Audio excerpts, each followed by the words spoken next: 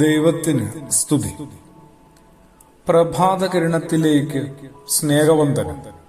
ഭാഗം 1636. ഇന്ന് ജൂൺ മാസം 23-ാം തീയതി 175-ാമത്തെ ദിവസത്തിലെത്തി. വീണ്ടും ഒരു ഞായർ ദിനമാണ്. നമ്മുടെ കർത്താവിന്റെ 12 സ്ലീഹന്മാരുടെ ഒപ്പമായിരുന്നു കുറച്ച് ദിനങ്ങളായി നമ്മുടെ ഈ പുലരി യാത്ര. അതില് അന്ത്രയോസിനെ നമുക്ക് ഒന്ന് അല്പമായിട്ടെങ്കിലും അടുത്ത് കാണാം. യേശുവിലേക്ക് ആദ്യമെത്തിയ ആളാണ് അന്ത്രയോസ്. ക്രിസ്തുയേശു ഇങ്ങനെ രംഗത്തേക്ക് പതിയെ കടന്നു വരികയാണ്. യോഹന്നാൻ സ്നാപകന്റെ ഒരു ആഹ്വാനമുണ്ട്: ഇതാ ദൈവത്തിന്റെ കുഞ്ഞാട്. അതോടുകൂടി അന്ത്രയോസ് എന്താ ചെയ്തേ? തന്റെ ഒരു സ്നേഹിതനോട് കൂടെ കൂട്ടിയിട്ട് യേശുവിന്റെ പിന്നാലെ പോവുകയാണ്. വെറുതെ പോവുകയായിരുന്നില്ല. അന്ന് രാത്രിയിൽ അവർ രണ്ടുപേരും യേശുവിനോടൊപ്പം പാർക്കുകയാണ്. യേശുവിനെ വളരെ അടുത്ത് അറിയുകയാണ്, പരിചയപ്പെടുകയാണ്. യേശു ലോകത്തിലേക്ക് വരുവാനുള്ള മശിഹ തന്നെയാണ് എന്ന് അങ്ങനെ അന്ത്രയോസ് ബോധ്യപ്പെടുകയാണ്. ഒരു വിശ്വാസത്തിന്റെ ആരംഭത്തില്, അല്ലെങ്കിൽ ഒരു പുതിയ ജീവിത രീതിയുടെ തുടക്കത്തില് പതിയെ അറിവുണ്ടാവണം. ആ അറിവിലേക്ക് എത്തുകയാണ്.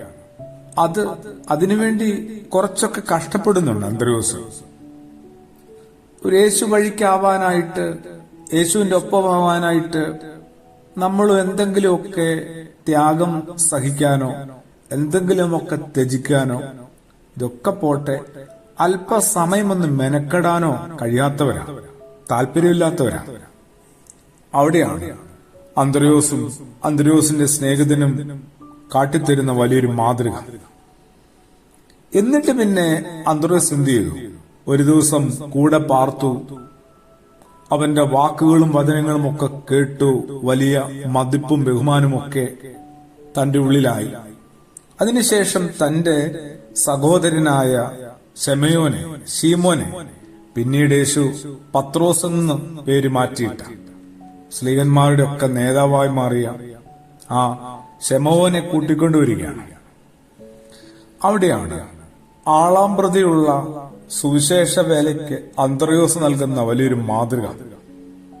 തനിക്ക് ലഭിച്ച വലിയൊരു അറിവ്, തിരിച്ചറിവ്, സൗഭാഗ്യം, അത് തന്റെ ഒപ്പമുള്ള സഹോദരനും പകർന്നു കൊടുക്കുകയാണ്. യേശുവിനെ കണ്ടെത്തിയതിനു ശേഷം അന്ത്രയോസ് തന്റെ സഹോദരനായ പത്രോസിനെ കൂട്ടിക്കൊണ്ടുവന്നു. കുടുംബത്തിലും തൊഴിലിലുമൊക്കെ ഈ 2 സഹോദരന്മാരും പങ്കാളികളായിരുന്നു. യേശുവുമായിട്ടുള്ള ബന്ധത്തിൽ നിന്നുള്ളമായ അനുഭവം അന്ത്രയോസ് തന്റെ സഹോദരനുമായി പങ്കുവെക്കാനായിട്ട് ശ്രമിക്കുക. ഏതെങ്കിലും ശ്രേഷ്ഠമായ ആത്മീയ അനുഭവത്തെക്കുറിച്ച് സ്വന്തം കുടുംബാംഗങ്ങളോടും സംസാരിക്കണ്ടേ, സാക്ഷ്യപ്പെടുത്തണ്ടേ? നമ്മൾ പതിയെ ഇതിന് വലിയ മടി കാണിക്കുന്നവരാണ്. അന്ത്രയോസ് ആവട്ടെ തന്റെ സുവിശേഷ പ്രയത്നവും പ്രവർത്തനവും ആരംഭിച്ചത് സ്വന്തം ഭവനത്തിലായിരുന്നു. എന്തുകൊണ്ടാണ് നമുക്ക് നമ്മുടെ വീട്ടില് ഒരു സുവിശേഷത്തിനനുസരിച്ച് ജീവിക്കാനായിട്ട് തീർത്തും കഴിയാതെ പോകുന്നത്? അന്ത്രയോസ് നല്ലൊരു മാതൃകയാണ്.